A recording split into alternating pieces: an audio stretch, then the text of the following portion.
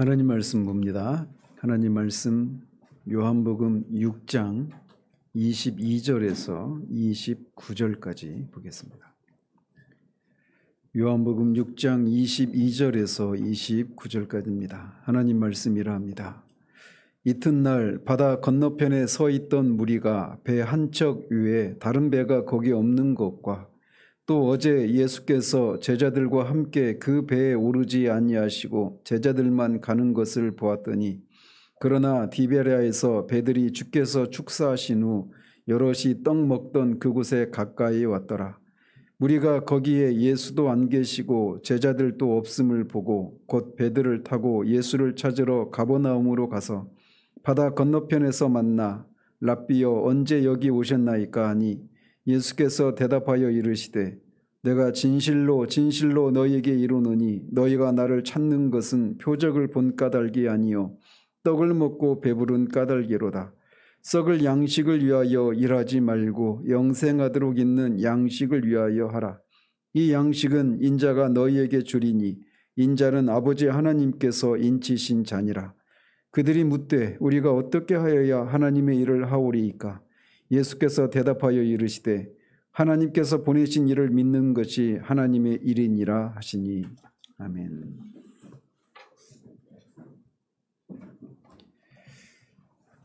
지난주에는 오병이어의 이적 이후에 표적 이후에 갈릴리 바다 건너편으로 가던 제자들이 바다 가운데서 풍랑을 인해 어려움을 겪고 있을 때 예수님이 물 위를 걸어오시는 이 표적에 대해서 살폈습니다.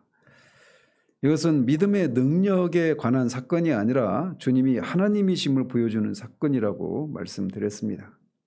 자, 오늘은 이 오병이어의 이 이적을 경험한 사람들이 다시 바다 건너편에서 예수님을 만난 장면을 다루고 있는 본문만 살펴봅니다.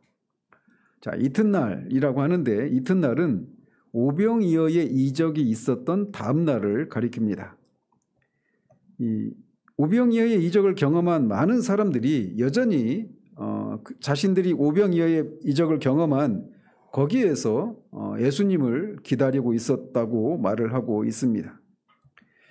아마도 그들은 예수님을 임금으로 삼으려고 하자 예수님이 그들을 피해서 산으로 올라간 장면도 지켜봤고 또 제자들만 배를 타고 바다 건너편으로 간 것을 지켜보았단 말이죠. 그렇기 때문에 예수님은 아직 바다 건너편으로 건너가지 않았다고 생각하고 있었고 그래서 예수님은 아직 가까운 곳에 계시기 때문에 언젠가는 이곳에 내려올 것이다 이런 기대를 가지고 거기에서 기다리고 있었던 겁니다. 그런데 그들이 예수님이 다시 그곳에 나타나기를 기다렸던 더 궁극적인 표면적인 이유는 그런 것이겠지만 더 궁극적인 이유는 어제 놀라운 이적의 여운이 여전히 남아 있었고 예수님이 다시 오시면 그분을 임금으로 삼으려고 하는 목적으로 그곳에 여전히 기다리고 있었던 것으로 보여집니다. 그런데 이제 우리가 방금 읽은 23절을 보면 괄호로 묶여 있죠.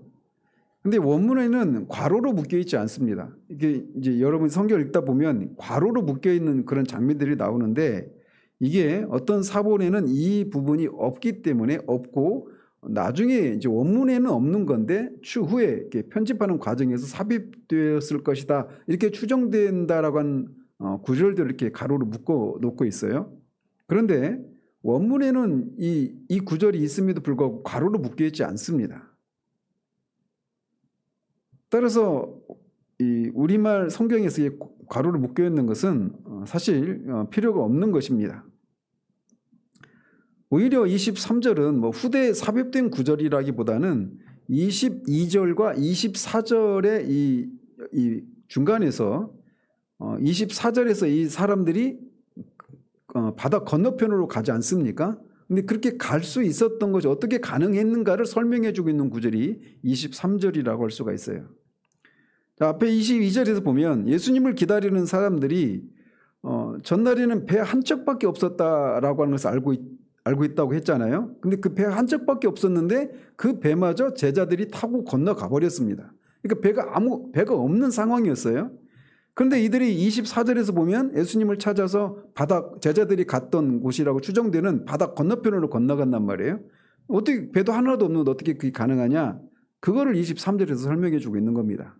그래서 그곳에서 가까운 디베라에서 작은 배들이 이 사람들이 기다리고 있는 이곳으로 왔다라고 설명을 하고 있는 거예요.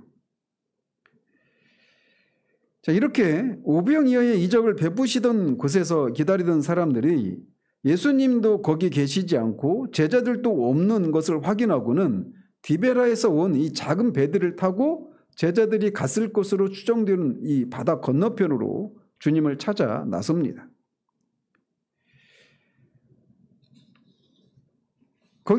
여기서 이 찾으러라고 하는 단어는 수색하다, 찾아 헤매다 이런 뜻입니다. 즉 찾으면 좋고 못 찾으면 그만이고 이런 태도로 그냥 설렁설렁 찾는 게 아니라 반드시 찾아야만 된다라고 하는 어떤 강렬한 의지를 가지고 그렇게 찾아 나서는 것을 나타내는 단어가 사용되고 있어요. 즉 그들은 예수님을 만나지 않으면 안 된다는 간절하고 열렬한 마음으로 그렇게 작은 배들을 타고 바다 건너편으로 거서 주님을 찾아 나선 것입니다. 근데 문제는 이들이 주님으로부터 너희들이 그런 열심을 가지고 나를 찾아왔으니 잘했다 이런 칭찬을 받는 것이 아니라 주님으로부터 책망을 받습니다. 즉 예수님을 얼마나 간절하고 열렬하게 찾고 추구하느냐보다 더 중요한 것은 그분을 왜 찾는지, 그리고 찾는 그 예수님이 어떤 분으로 알고 예수님을 그렇게 찾는지, 이게 더 중요하다라는 것입니다. 그러나 바로 이어지는 9절에서 그들의 예수님을 찾는 동기가 예수님에 의해서 밝혀지듯이 그들이 주님을 찾는 동기는 선하지도 않았고 바르지도 않았습니다.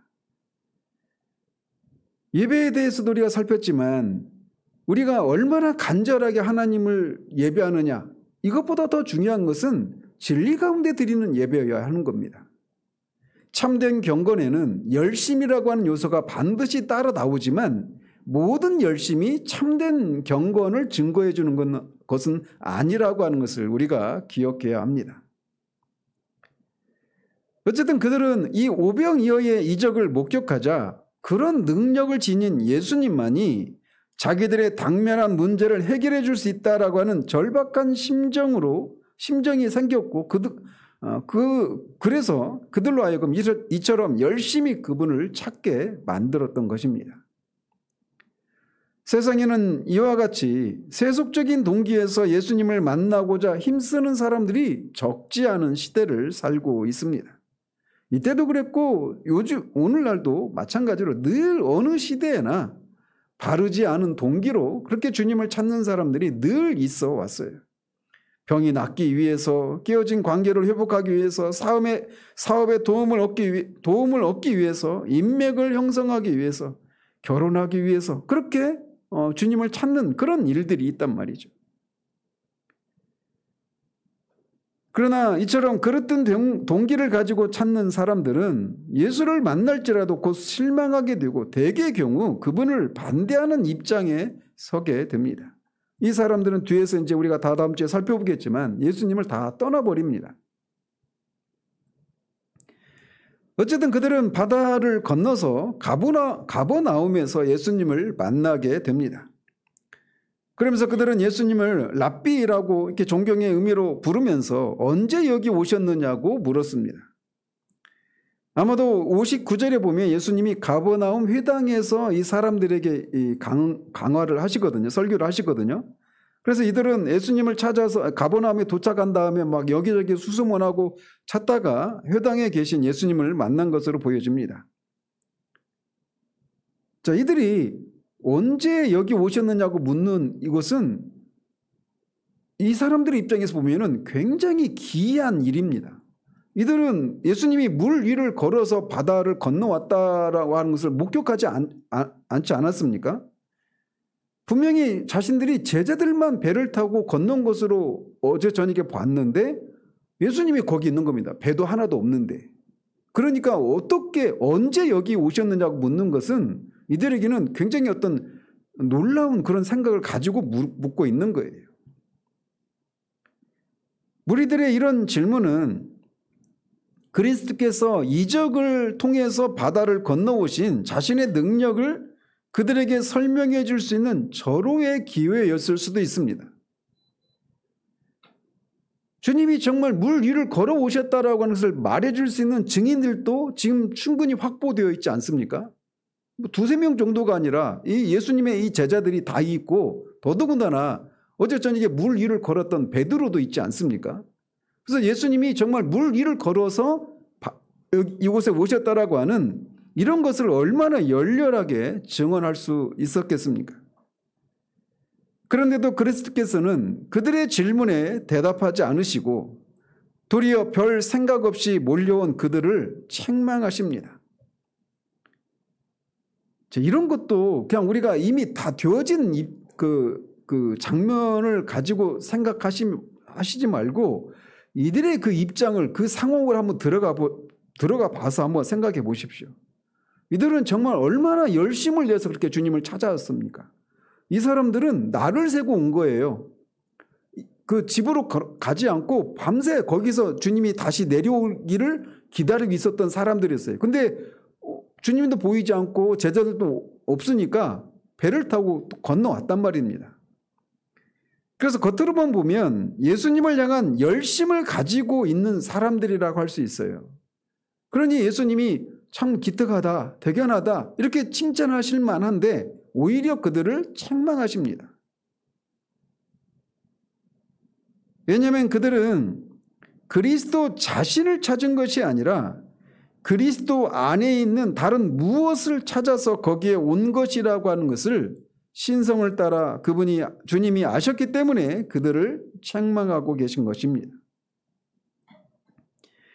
그들은 그리스도께서 오병이어의 이적을 왜 행하셨는지를 올바르고 참되게 알지 못하고 있었습니다.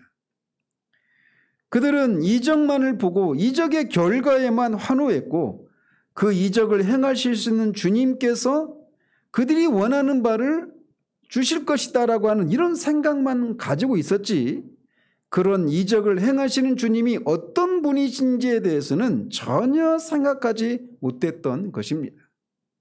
이 표적과 이적의 차이가 이런 거예요. 이적을 통해 이들을 또 이적을 경험했습니다. 근데 그 이적을 행하시는 주님이 어떤 분이신가를 봐야 돼요. 표적은 그런 겁니다. 이 이적을 통해서 주님이 하나님의 보내심을 받은 하나님의 아들이시오 그 구원자로 오신 분이라고 하는 것을 나타내도록 하는 것이 표적이에요. 그런데 이들은 그저 겉으로 보이는 그런 현상만을 보았던 겁니다. 그것이 무엇을 의미하는지 그것을 행하시는 주님이 어떤 분이신지를 알지 못했던 거예요.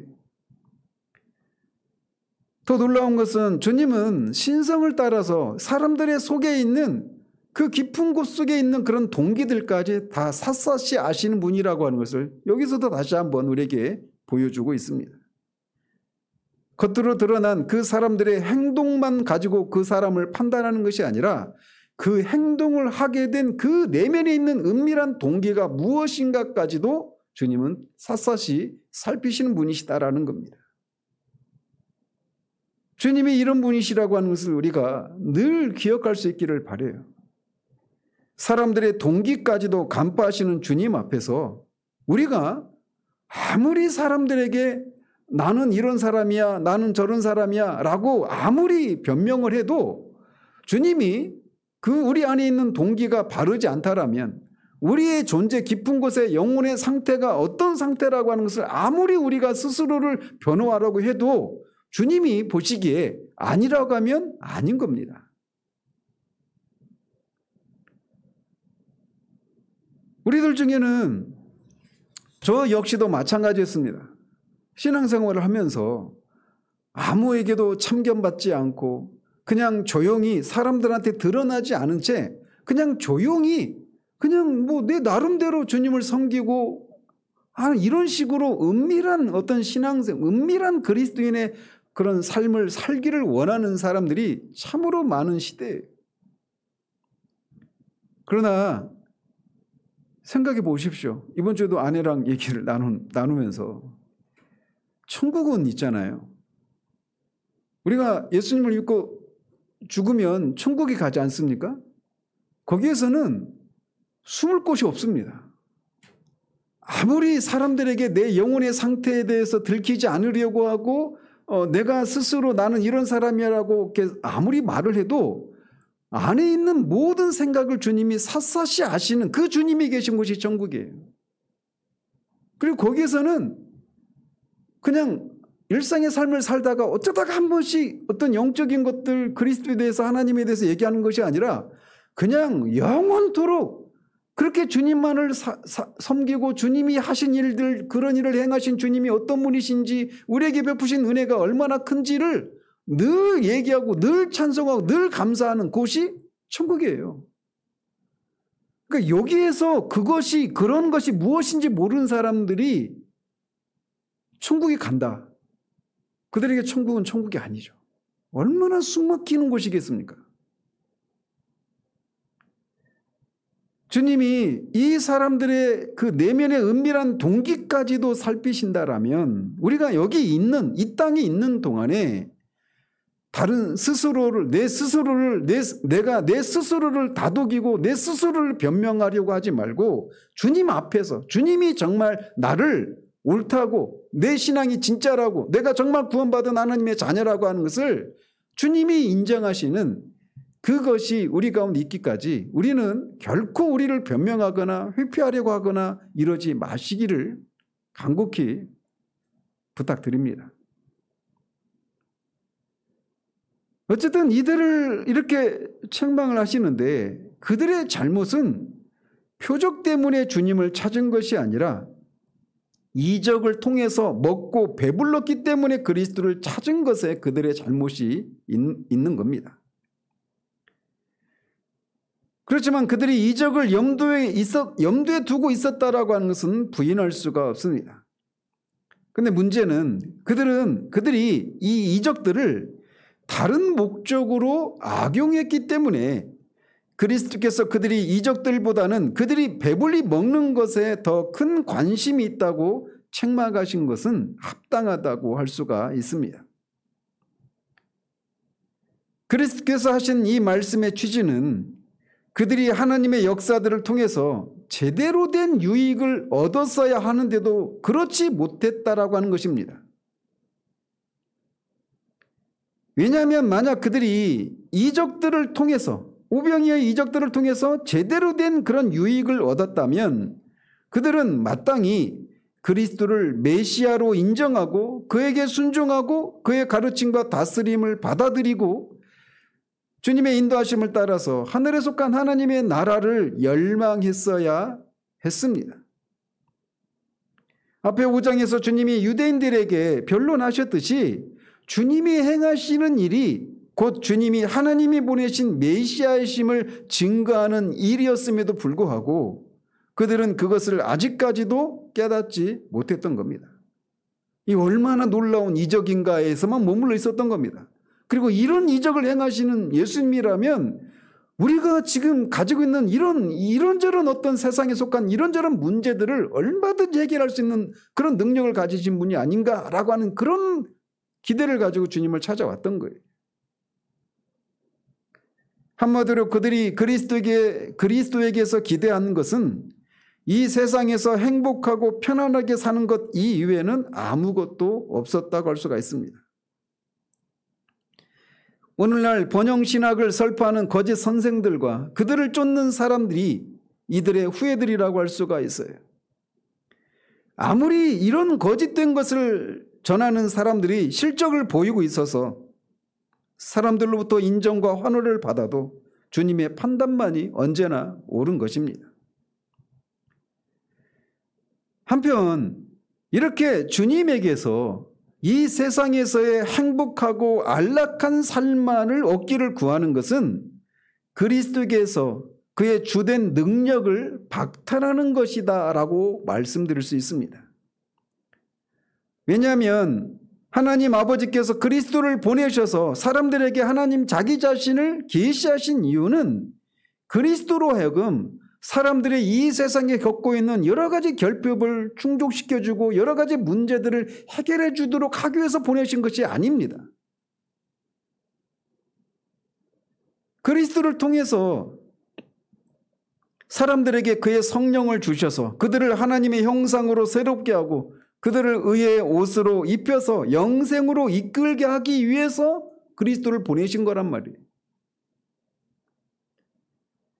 그러므로 우리가 이적들 속에서 무엇을 바라보고 있는가 하는 것은 매우 중요합니다. 왜냐하면 하나님의 나라를 열망하지 않고 현세의 삶이 주는 안락함들에 집착하는 사람들은 오직 자신의 배를 채우는 것만을 찾고 있기 때문에 그렇습니다.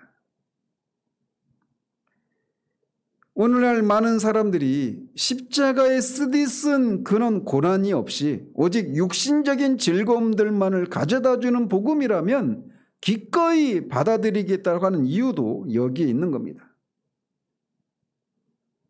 예수를 믿는다라고 하는 것의 이 본질을 망각한 채 그렇게 주님을 따른다고 생각하고 있는 사람들이 너무나 많은 시대예요.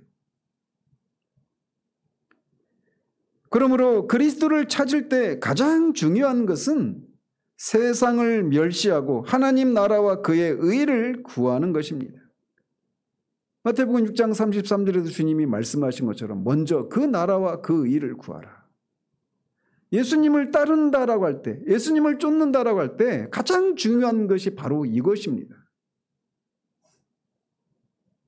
게다가 많은 사람들은 실제로는 세상적인 것을 구함으로써 그리스도의 모든 능력을 헛된 것으로 만들어버리고 있으면서도 자신들은 최선을 다해서 훌륭하게 그리스도를 찾고 있다고 착각하고 만족해합니다.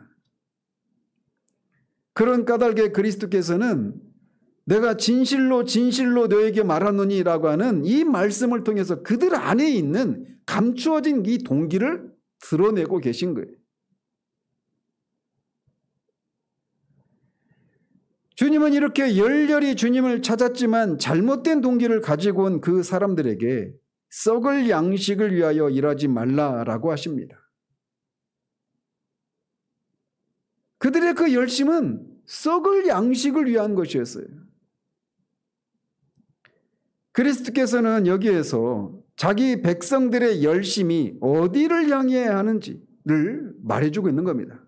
즉 그들이 영생을 목표로 삼아야 한다라고 하는 것을 가르쳐주고 계신 거예요. 그러나 우리는 누구든지 태어날 때부터 육신적이어서 늘 땅에 속한 것들에만 몰두하기 때문에 그리스도께서는 우리가 무엇을 해야 하는지를 보여주시기 전에 우리가 태어날 때부터 가지고 있었던 이 질병을, 육신적인 것들, 땅에 속한 것들만을 추구하고자 하는 이 질병을 고치시기 위해서 먼저 썩을 양식을 위하여 일하지 말라라고 하는 소극적이고 부정적인 이런 말씀을 앞에 두고 계신 것입니다. 그리고 이것은 늘 주님이 한 사람의 죄인을 구원으로 이끄시는 방법이기도 합니다. 즉 주님은 아담 안에 있는 죄인의 비참함과 그로 인한 이 절망스러운 상태를 먼저 사람들로 하여금 인식하게 하시고 그렇게 자신에 대해 깨닫게 된 자들을 구원으로 이끄시는 방식을 취한단 말이에요. 그래서 썩지 않을 양식을 위해서 일하라고 하는 이런 적극적이고 긍정적인 권면 앞에 썩을 양식을 위해서 일하지 말라고 권면하고 계신 것입니다. 칼빈은 언제 자신이 어떻게 회심에 이르게 됐는지에 대해서 상세하게 말하지 않아요. 그냥 딱 한 줄로 이렇게만 말한다고 합니다. 자신의 마음이 가르침을 받을 만한 마음에 이르렀다. 이게 그의 회심에 대한 얘기 전부예요. 우리는 하나님의 말씀 앞에서 내가 누구인가라고 하는 것을 깨닫기 전까지는 사람을 향해서 그리고 심지어는 하나님을 향해서도 우리는 자신을 변명하고 주장하는 것을 멈추지 않습니다. 가르침 받으려고 하지 않아요. 왜? 나도 알 만큼 알고 할 만큼 하고 있다 생각하니까. 근데 칼빈이 자신이 회심에 이르게 됐을 때 그 마음 상태를 가르침 받을 만한 마음에 이르렀다. 이렇게 말하고 있어요. 하나님 앞에서 자신이 누구인가를 깨닫게 될 때 우리는 비로소 우리 자신에 대한 변명의 말들을 멈추게 됩니다. 그래서 주님이 이들을 향해서 그 일을 하시는 거예요. 썩을 양식을 위해서 하지 말라. 마찬가지로 우리가 니고데모를 향해서도 그렇고 사마리아 여인을 향해서도 우리가 그런 모습을 보지 않습니까? 그들이 얼마나 니고데모도 뭔가 자신은 이미 구원은 따놓은 당상이고 더 깊은 어떤 진리를 주님으로부터 배우고자 왔단 말이에요.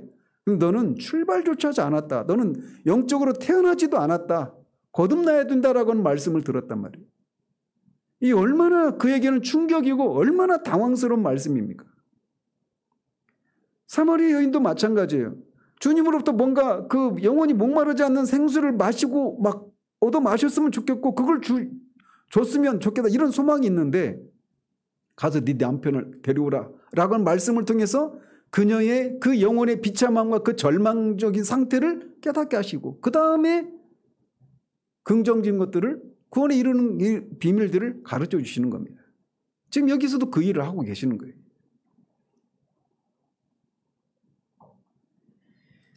한편 그리스도께서는 그저 간단하게 썩지 않을 양식을 위하여 일하라 라고 가르치실 수도 있으셨지만 썩을 양식을 위해서 일하지 말라라고 이렇게 말씀하셨는데 이것은 사람들의 지각이 온통 세상의 염려들에 붙잡혀 있는 것을 아시고서 먼저 그들에게 너희들이 정말 하늘로 올라가려거든 썩을 양식을 위해서 일하는 이런 수많은 족쇄들로부터 벗어나라고 명하고 계신 겁니다. 근데 우리가 이 말씀을 썩을 양식을 위해서 일하지 말라, 영생하도록 있는 양식을 위해서 일하라 이 말을 그냥 문자적으로만 이해를 해서 주님의 말씀은 이제 우리가 일용할 양식을 얻기 위해서 어떤 일도 하지 말라고 하시는 거 아닌가 이렇게 오해를 해서는 안 됩니다. 주님의 궁극적인 의도는 경건한 자들이 이 땅에서 사는 이유는 오직 이 세상에서 나그네로 살다가 신속하게 하늘에 있는 본향으로 가기 위한 것이기 때문에 그들이 이 땅에서의 삶보다 하늘의 생명을 더 우선시해야 한다라고 하는 것을 가르치고 계신 것이기도 합니다. 주님은 썩을 양식이 아니라 영생하도록 있는 영생을 위해 일하라고 명령하십니다.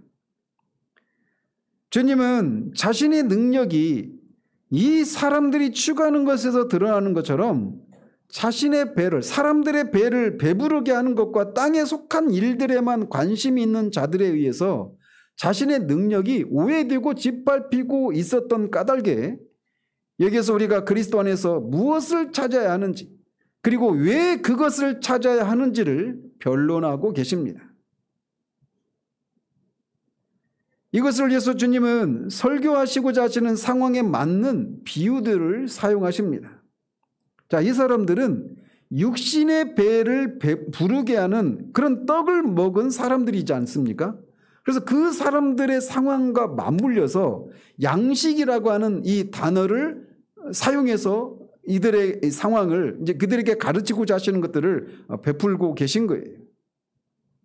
그래서 주님은 여기에서 양식이라고 하는 비유를 통해서 자신이 무엇을 위해 이 땅에 오셨고 그렇기 때문에 그분에게서 우리가 무엇을 구해야 하는지를 가르치고 있는 겁니다.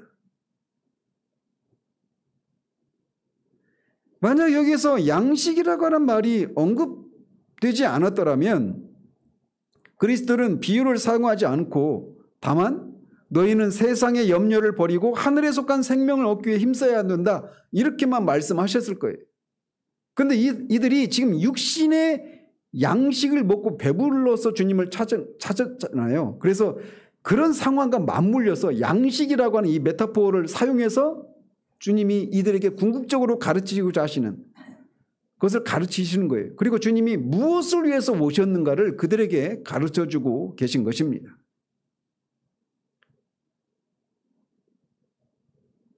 이 사람들은 어제 오병이어의 이적을 떡을 먹었기에 막 그럼 배불렀어요. 근데 마치 그 예수님을 찾는 모습이 막 좀 심하게 표현하면 어제 그 막 배부르게 먹었기 때문에 주님께 가면 또다시 배부르게 먹을 것이다라고 한 이런 기대를 가지고 막 맹렬한 기세로 찾아온 겁니다. 그렇기 때문에 그리스도께서는 자신의 설교의 비유를 사용하셔서 새 생명에 속한 모든 것을 양식이라고 하고 계신 것입니다.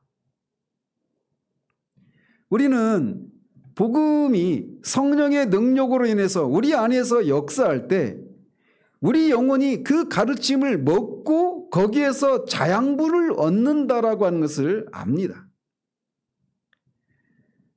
이 뜨거운 여름에 태양이 얼마나 뜨겁습니까? 올해 막 진짜 역대급으로 이렇게 더운 여름인데 이 뜨거운 태양과 또 간간히 내리는 비, 또 산들거리는 그런 바람은 논밭에 있는 식물들에게는 그게 자양분입니다. 곡식들은 이런 것들을 열심을 내서 막 누리고 있는 거예요, 지금. 이거를 막 누리게 되면 가을에 어떤 일이 일어납니까? 열매를 맺죠. 마찬가지로 우리의 영혼도 성령의 능력이 동반된 말씀을 달게 먹고 마시는 과정을 통해서 하나님을 기쁘시게 하는 열매를 맺는 거예요. 그 열매를 맺어야 된다라고 하는 당위에 대해서는 인정을 하는데 어떻게 열매를 맺는가라고 할 때 우리가 그리스도를 통해서 하나님이 우리에게 베풀어 주신 그 약속들을 우리가 달게 먹고 누리는 과정을 통해서 우리도 모르게 어떤 열매를, 하나님이 기뻐하시는 열매를 맺게 되는 거란 말이에요. 그런데 이 말씀을 받아 먹는 수단이 뭐냐면 믿음입니다. 즉 믿음으로 말씀을 받아 먹고 우리 영혼이 자라는 거예요. 따라서 칼빈의 말처럼 믿음은 영혼의 생명이다라고 할 수가 있습니다.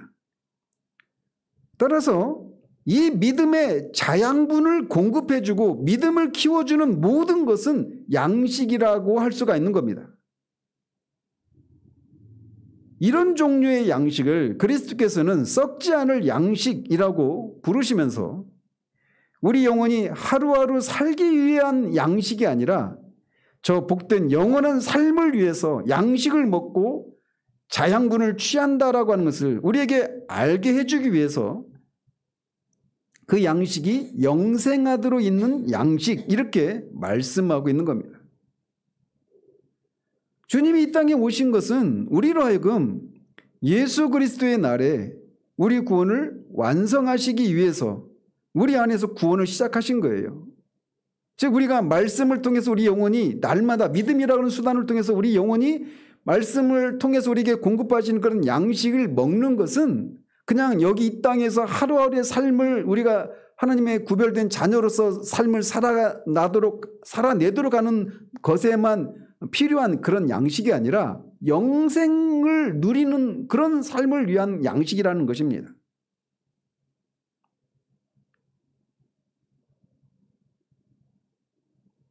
그런 까닭에 우리는 영생의 증표이자 보증인 성령의 은사들을 받아야 합니다. 왜냐하면 버림받은 사람들은 흔히 이 양식을 맛본 후에 뱉어버려서 이 양식이 그들 속에 머물러 있지 않습니다. 히브리서 6장에 나오는 그런 사람들이 바로 그런 대표적인 사람들이죠. 그렇지만 믿는 자들은 성령의 은사들을 통해서 결코 없어지지 않고 늘 살아 움직이는 성령의 능력을 인식하는 까닭에 그들의 영혼 속에서 그 능력을 끊임없이 느끼게 됩니다.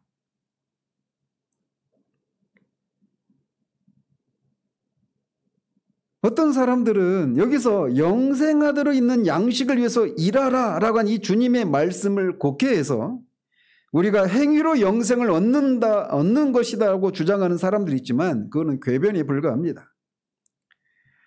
왜냐하면 우리가 지금까지 말해왔듯이 그리스도께서는 사람들에게 그들이 늘 해오던 대로 세상에 붙어있지 말고 하늘에 속한 생명을 묵상하는 일에 열심을 내라고 비유를 통해서 지금 권하시고 계시기 때문이에요.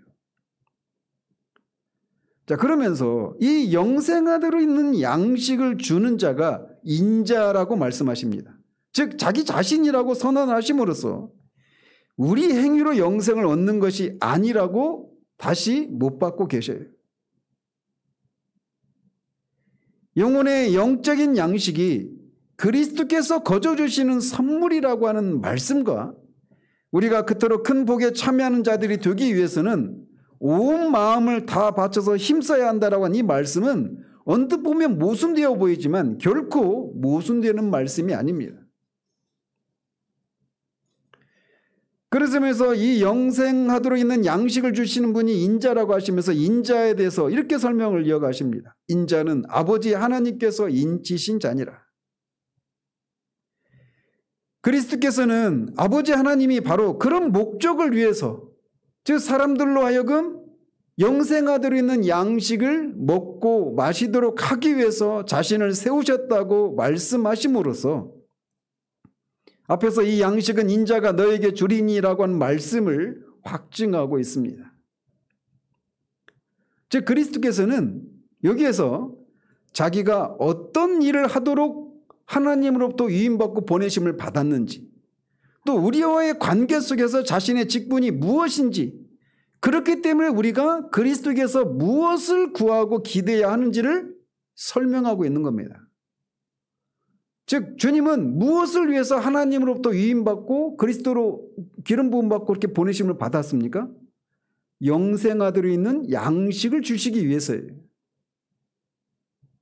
그렇기 때문에 우리가 구해야 될 것이 있다라면, 그리스도에게서 구해야 될 것이 있다라면 영생하도록 있는 이 양식을 구해야 한다라는 겁니다.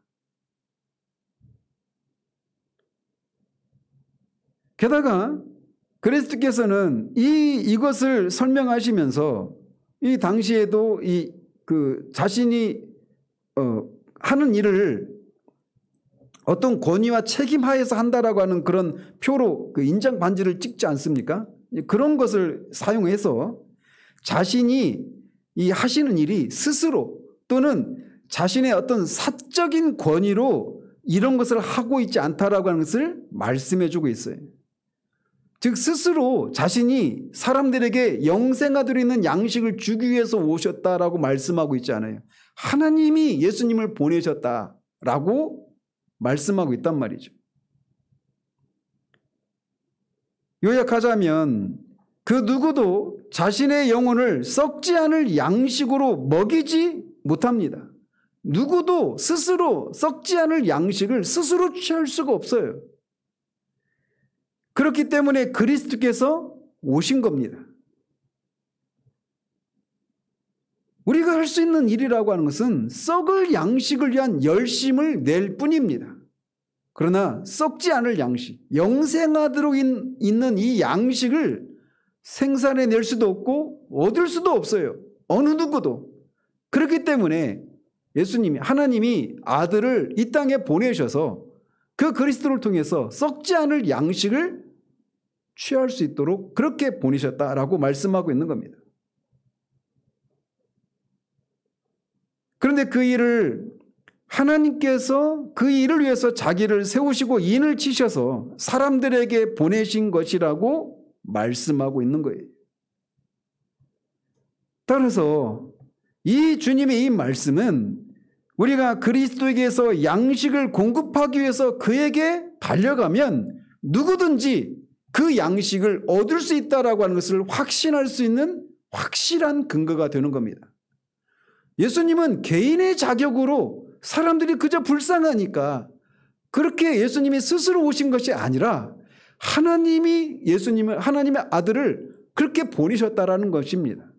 그렇기 때문에 누구든지 그 예수님에게서 썩지 않을 양식을 얻기 위해서 주님께로 간다면 누구든지 그것을 얻을 수 있다라고 하는 것을 말씀해 주고 있는 거예요. 그리고 이것을 하실 수 있는 분은 오직 그리스도 한 분뿐이십니다. 그분만이 우리에게 영생하도록 있는 양식, 썩지 않을 양식을 주실 수 있는 유일한 분이십니다. 그렇기 때문에 오직 그분에게만 영광이 돌려져야 합니다. 자, 그런데 예수님의 이런 말씀을 듣고 그 무리들은 우리가 어떻게 하여야 하나님의 일을 하오리까라고 묻습니다. 원문에는 하나님의 일들 이렇게 되어 있어요. 자, 이 사람들의 질문은 절반은 긍정적입니다. 왜 그러느냐면 예수님이 이렇게 썩을 양식을 위해서 일하지 말고 썩지 않을 양식을 위해서, 영생아들 있는 양식을 위해서 일하라라고 한 이 주님의 말씀을 그들은 부정하지 않고 받아들이고 있다는 면에서는 이 받아들이고 있기 때문에 이런 질문을 하는 거지 않습니까? 그런 면에서는 긍정적이에요. 그런데 어떻게 해야 하나님의 일을 하느냐라고 하는 이 질문은 그들이 주님의 말씀을 온전히 이해하지 못했다라고 하는 그런 증거이기도 합니다. 그리고 이 사람들이 이런 반응, 이런 질문은 모든 인간들 안에 자리하고 있는 공로주의 혹은 율법주의적인 본성을 잘 드러내주고 있습니다. 그들은 주님이 말씀하신 것을 얻기 위해서는 자신들이 무엇인가를 해야만 하기 때문에 해야만 한다라고 생각하고 있었기 때문에 이런 질문을 하고 있는 거예요. 그들은 이 영생하도록 있는 양식을 예수님 그 앞에서 누가 주신다고 했습니까? 인자가 주신다고 했잖아요. 근데 이 말씀은 이해를 못한 채 이것을 얻기 위해서 우리가 무엇을 해야 되느냐고 묻고 있는 겁니다. 즉 주님의 말씀을 온전히 이해하지 못하고 있는 거예요. 모든 인간은 거래 방식에 너무나 익숙해져 있습니다. 내가 무엇인가를 해야 무엇인가를 그에 상응하는 무엇인가를 얻을 수 있다라고 하는 이 거래 방식에 너무나 익숙해져 있고 하나님과의 관계 속에서도 우리는 이것을 늘 우리 마음 깊은 곳에 그 생각들을 품고 있어요. 그래서 하나님과 원수인 육신적인 마음은 구원이 선물이라고 하는 생각에 미칠 수가 없습니다.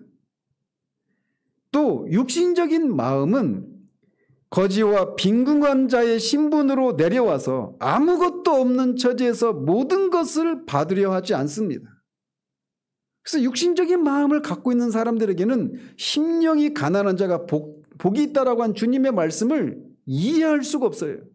무엇인가를 내가 얻으려면 내가 최선을 다하고 열심을 내고 그렇게 막 끈기 있게 추구해야지라고 하는 이런 생각을 하고 있어요. 그리고 내가 그렇게 했기 때문에 내가 이만한 어떤 지위에 이르게 되었다라고 생각한단 말이죠. 죄인은 선물을 얻기 위해서도 무엇인가를 행하고 싶어 합니다. 그것은 우물가의 사마리아 여인의 경우에도 그랬습니다. 신적인 은혜가 그녀 속에서 그의 일을 완성하실 때까지 그녀는 하나님의 선물을 알지 못했어요. 또 이것은 젊은 부자 관원의 경우에서도 우리가 보게 됩니다. 선한 선생님이여 내가 무엇을 하여야 영생을 얻으리까?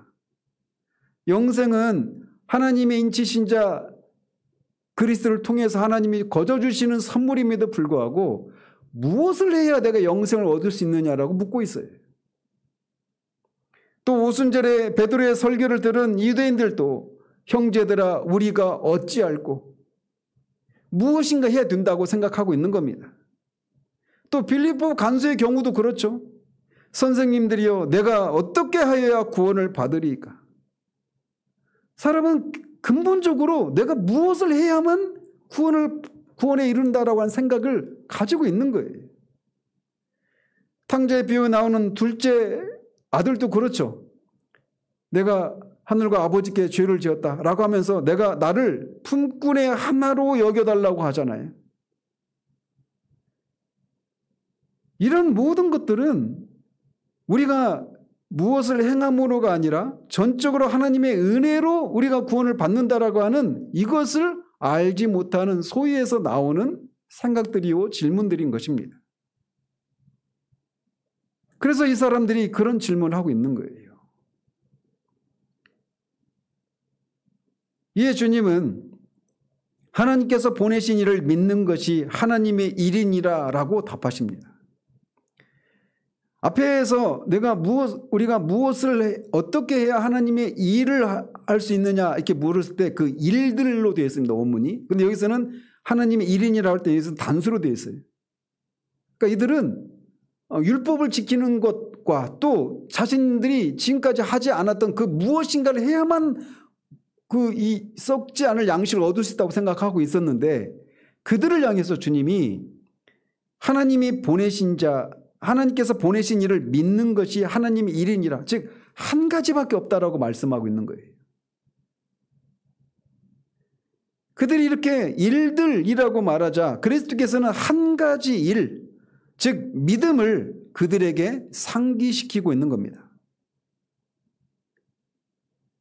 이 주님의 이 말씀은 사람들이 믿음 없이 행하는 모든 일들은 다 쓸데없고 헛될 뿐이고 하나님은 우리에게 오직 믿는 것만을 요구하시기 때문에 오직 믿음만으로 충분하다라고 하는 것을 의미하고 있는 겁니다.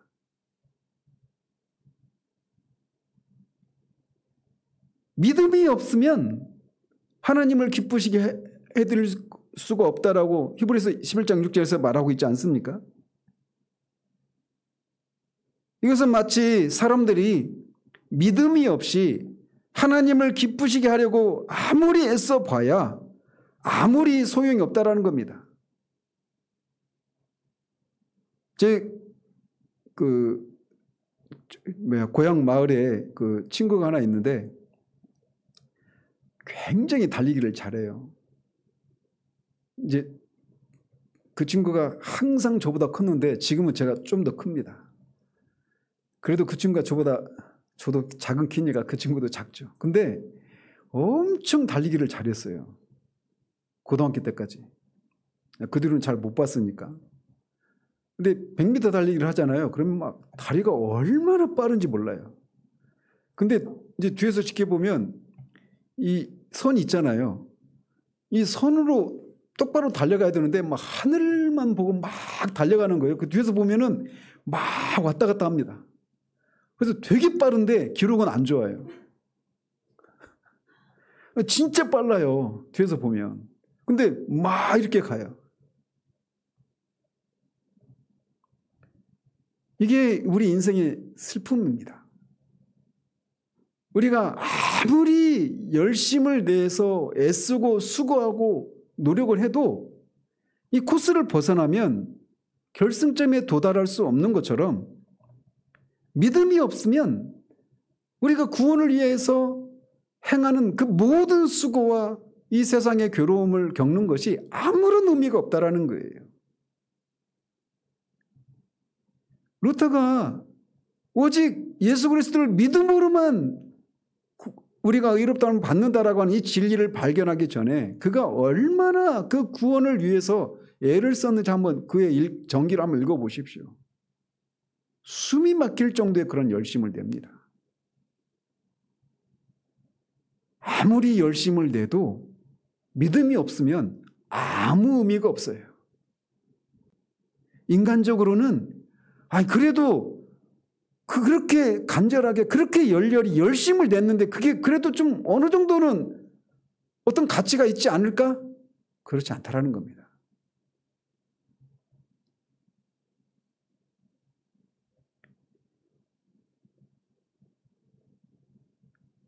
우리가 하나님이 예수 그리스도를 통해서 주시고자 하시는 이 영생하대로 있는 이 양식을 얻을 수 있는 유일한 길은 하나님이 보내신 이인 예수를 믿는 것으로만 이루어집니다.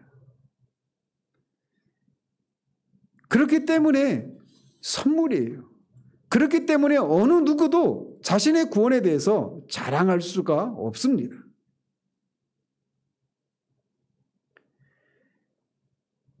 그리스도께서 여기에서 오직 믿음만을 하나님의 일이라고 하고 계신 것은 우리가 믿음으로 말미암아 그리스도를 영접해서 하나님의 자녀들이 되어야 비로소 그리스도께서는 자신의 성령으로 우리를 다스릴 수 있으시기 때문에 그렇습니다.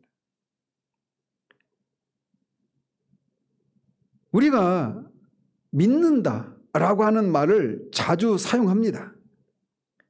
그런데 우리가 이 믿음의 능력을 제대로 이해하고자 한다면 우리는 우리가 믿는 그리스도가 어떤 분이신지 왜 아버지 하나님께서 그리스도를 우리에게 주셨는지를 이해해야 한다라고 하는 것을 늘 명심해야 합니다. 믿음이 자라기를 위해서 열심히 눈을 질끈 감고 하루에 기도를 막 몇 시간씩 하는 것을 통해서 우리가 믿음이 자라가는 게 아니에요. 믿음의 대상이신 그리스도가 어떤 분이시고 그분이 어떤 일을 하셨고 그를 보내신 하나님은 어떤 분이시고 그분이 하시는 일이 무엇인지, 즉 하나님을 아는 지식이 우리 가운데 있을 때 믿음이 그에 상응해서 자라가는 것입니다. 믿음은 처음 믿을 때만 작동하는 것이 아닙니다. 앞에서도 영생하도록 있는 양식을 먹는 통로가 믿음이라고 하지 않았습니까? 그런데 양식을 우리가 늘 먹어야 하듯이 양식을 먹기 위한 믿음도 늘 자라가고 강화되어야 합니다. 그리고 믿음이 자라가는 첫 번째 비결은 우리의 믿음의 대상이신 그리스도가 어떤 분이신지, 그리스도를 보내신 하나님이 어떤 분이신지를 아는 지식에 비례합니다. 말씀을 통해 그리스도와 하나님을 아는 일에 열심을 내고 성령의 감화를 통해서 그 말씀의 단맛을 먹고 누리고 자라갈수록 우리의 믿음이 자라가는 거예요. 그래서 말씀의 은혜를 끊임없이, 성령의 감화를 통해서 말씀의 은혜를 끊임없이 누리는 것, 이것이 우리가 믿음이 자라가는 길이요, 또 그것이 우리가 열매를 맺는 비결인 거예요. 아까 앞에서도 말씀드렸지만 지금 눈에 있는 벼들이 이 뜨거운 태양이 주는 것을 막 지금 힘껏 누리고 있지 않겠습니까? 벼가 의식이 있는 존재는 아니지만 의인화시켜서 말씀드리면 벼가 그 햇빛을 막 마음껏 누리는 겁니다. 벼가 하는 일은 그걸 누리는 것뿐이에요. 근데 가을이 되면 열매를 맺습니다. 우리도 마찬가지예요. 말씀의 은혜를 끊임없이 누리는 것을 통해서 우리가 열매를 맺게 되는 겁니다. 그래서 지나보면 그냥 내가 한 것은 말씀을 듣고 은혜를 누리고 이것밖에 없는 것 같아요. 그랬는데 시간이 지나고 보면 내가 어느새 그전에는 감당하지 못했던 삶을 내가 감당하고 살아내고 있는 나를 발견하는 겁니다.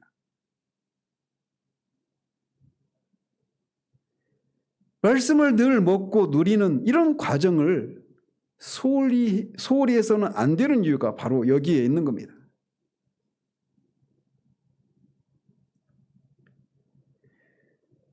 하나님이 보내신 이이신 그리스도를 믿는 것이 바로 하나님의 일입니다. 그리고 그 일의 대가로 은혜로 주시는 분이 주시는 것이 영생이에요.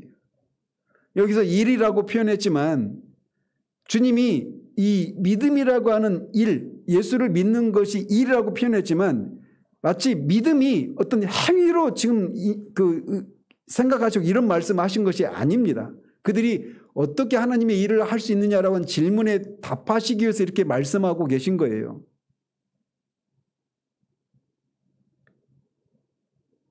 이렇게 우리가 예수를 믿는 것이 하나님의 일이고 그 일에 대한 대가로 우리에게 주어지는 것이 영생하도록 있는 양식이라고 하는 것이 가능한 것은 하나님이 보내신 이이신 예수님이 하나님이 사람이 되신 분이시기 때문에 그렇습니다.